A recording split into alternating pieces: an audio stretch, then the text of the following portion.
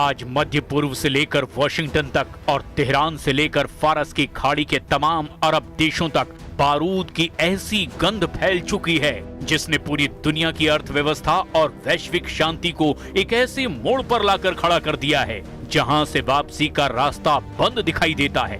America के राष्ट्रपति Donald Trump ने ईरान के खिलाफ जिस इकोनॉमिक डी-डे का ऐलान किया है, तेहरान ने उसे सीधे शब्दों में आर्थिक आतंकवाद करार दिया है।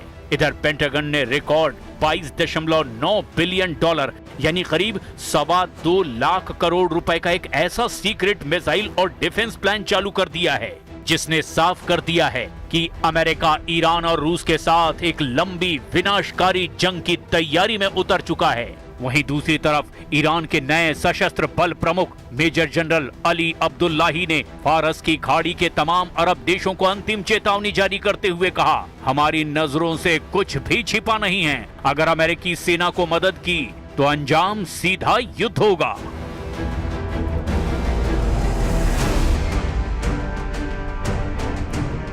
अमेरिकी प्रशासन का दावा है कि नई आर्थिक घेराबंदी से ईरान की रीढ़ तोड़ दी गई है।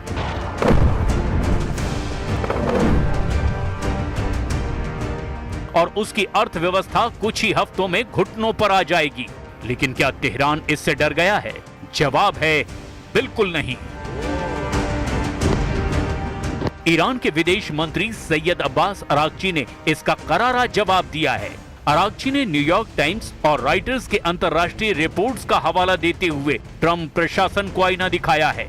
अरागची ने कहा, ट्रंप का ये तथाकथित इकोनॉमिक डी-डे अमेरिका के अपने घरेलू संकट से दुनिया का ध्यान भटकाने का एक नाकाम प्रयास है। ईरानी विदेश मंत्री ने साफ शब्दों में कहा, अमेरिका का ये आर्थिक आतंकवाद पूरी दुनिया की संप्रभुता और वैश्विक अर्थव्यवस्था के लिए खतरा है। नाकाम नीतियों पर और ज्यादा जोर देने से अमेरिका को सिर्फ और सिर्फ हार ही मिलेगी। ईरान का आरोप है कि अमेरिका अपनी खिसकती आर्थिक साख को छिपाने के लिए खाड़ी में अपने सहयोगियों से मदद की भीख मांग रहा है। अरागची ने याद दिलाया कि अमेरिका का सरकारी कर्ज पहली बार इतिहास में 40 ट्रिलियन डॉलर के पार पहुंच चुका है। अमेरिका की हालत यह है कि उसका सालाना कर्ज का ब्याज भुगतान अब उसके विशालकाय रक्षा बजट से भी ज्यादा हो चुका है। ईरान युद्ध को लगभग 175 दिन होने वाले हैं। 5 महीनों से ज्यादा की जंग में इस वक्त ट्रंप बुरी तरह से फंस गए हैं। एक तरफ हॉर्मुज पर ईरानी गदर है तो वहीं दूसरी तरफ अमेरिका के बेहद महंगे और एडवांस MQ-9 ड्रोन को ईरानी सेना और हूथी लड़ाके कीट पतंगों की तरह हवा में मार रहे हैं। लंबी जंग से कराह रहे अमेरिकी सैनिक आपस में ही एक दूसरे पर खूनी हमले कर रहे हैं और खुदकुशी तक कर रहे हैं।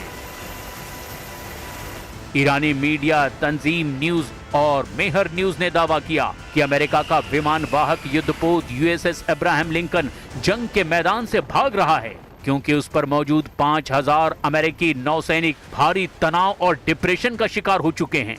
फारस की खाड़ी और हॉर्मुज में इस वक्त 21वीं सदी का सबसे भीषण सैन्य दलदल बन चुका है। कूटनीतिक गलियारों में एक ही चर्चा है, हॉर्मुज के ट्रैप में डोनाल्ड ट्रंप का प्रशासन पूरी तरह से उलझ गया है। ईरान के रणनीतिकारों ने साफ कर दिया है कि ये कोई 2-4 दिन की झड़प नहीं बल्कि एक लंबी थका देने वाली जंग है। खुफिया रिपोर्ट्स और ईरानी सैन्य कमान के बयानों का दावा है कि तेहरान ने 2029 तक युद्ध जारी रखने की तैयारी कर रखी है। ईरान का मानना है कि हॉर्मुज से दुनिया के 20% कच्चे तेल का रास्ता रोककर वो अमेरिकी अर्थव्यवस्था और वॉशिंगटन के सैन्य दबदबे को धीरे धीरे घुटने पर ले आएगा। कुल मिलाकर ईरान युद्ध ट्रंप के लिए कोड़ में खाज बन चुका है, जहां सिर्फ और सिर्फ अमेरिका को भारी नुकसान हो रहा है।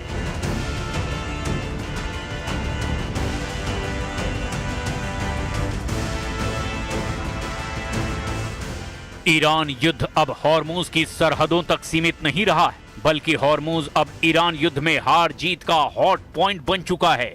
पूरा पश्चिम एशिया इस वक्त युद्ध से पैदा हुए हालात को देखते हुए ईरान के खिलाफ डबल मोर्चा बनाने में जुटा है। पश्चिम एशिया में मौजूद अमेरिका के 8 मुख्य मिलिट्री बेस ईरान के हमलों और भीषण खतरों के बीच जंग करने को मजबूर हैं। एक तरफ फारस की खाड़ी में अमेरिकी युद्धपोत और ईरानी मिसाइलें आमने सामने हैं, तो दूसरी तरफ वॉशिंगटन और तेहरान के बीच बयानों का युद्ध अपने सबसे खतरनाक स्तर पर पहुंच चुका है।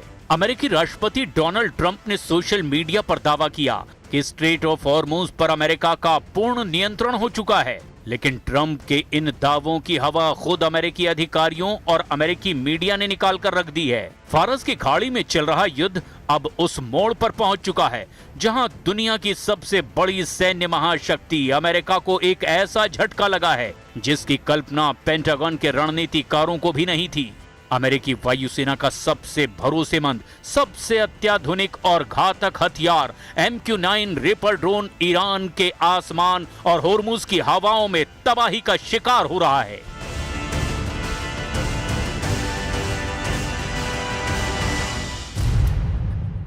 वॉशिंगटन पोस्ट की एक सनसनीखेज रिपोर्ट के मुताबिक ईरान के साथ जारी इस जंग में अमेरिकी सेना ने अब तक अपने कुल MQ-9 रिपर ड्रोन बेड़े का लगभग 1/4 हिस्सा यानी 25% गंवा दिया है।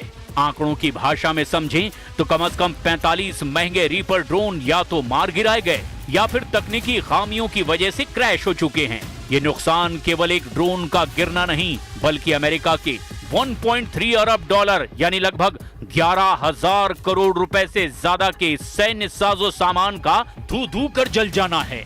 युद्ध शुरू होने से पहले अमेरिकी वायुसेना के पास करीब 165 और अमेरिकी मरीन कॉर्प्स के पास 20 रिपर ड्रोन सक्रिय सेवा में थे, लेकिन इस जंग की आग इतनी भीषण रही कि महज कुछ महीनों के भीतर ही अमेरिकी एयरफोर्स की फ्लीट घटकर मात्र 135 के आसपास रह गई। पेंटागन के लेफ्टिनेंट जनरल डेविड टैबर ने अमेरिकी सीनेट में अपनी गवाही के दौरान इस भारी नुकसान पर गहरी चिंता जाहिर की, लेकिन सवाल ये उठता है कि दुनिया का सबसे हाईटेक माना जाने वाला ये हंटर किलर ड्रोन इतना आसानी से निशाना कैसे बन गया। पहली वजह है उड़ान की गति और ऊंचाई। MQ-9 रिपर एक प्रोपेलर चालित ड्रोन है। ये बहुत तेज गति से नहीं उड़ता और जासूसी के लिए इसे अक्सर कम ऊंचाई पर मंडराना पड़ता है। ईरान के पास मौजूद अत्याधुनिक सरफेस टू एयर मिसाइल यानी SAM डिफेंस सिस्टम और इलेक्ट्रॉनिक वॉरफेयर यूनिट्स के सामने ये धीमी गति का ड्रोन एक सॉफ्ट टारगेट यानी आसान शिकार साबित हुआ। दूसरी वजह है संचार का टूटना। अधिकारियों के मुताबिक सभी 45 ड्रोन मिसाइलों से नहीं गिराए गए। ईरानी सेना के उन्नत इलेक्ट्रॉनिक जैमर्स ने अमेरिकी ऑपरेटर्स और ड्रोनों के बीच सैटेलाइट लिंक को काट दिया, जिससे कई ड्रोन बेकाबू होकर समंदर और रेगिस्तान में क्रैश हो गए। एक तरफ ट्रंप अपने मतदाताओं से विदेश में अंतहीन युद्धों को समाप्त करने का वायदा कर रहे हैं, तो दूसरी तरफ ईरान के साथ ये जंग अब बीतते दिन के साथ साथ ज्यादा खर्चीली होती जा रही है।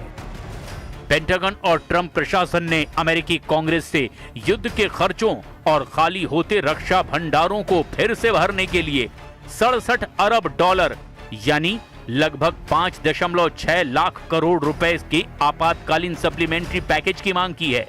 अमेरिकी रक्षा मंत्री पीट हेग्सेथ के मुताबिक केवल सितंबर के अंत तक ही इस युद्ध की लागत 37.5 अरब डॉलर तक पहुंच जाएगी और इसमें ईरानी हमलों में क्षतिग्रस्त हुए अमेरिकी सैन्य ठिकानों की मरम्मत का खर्च शामिल नहीं है।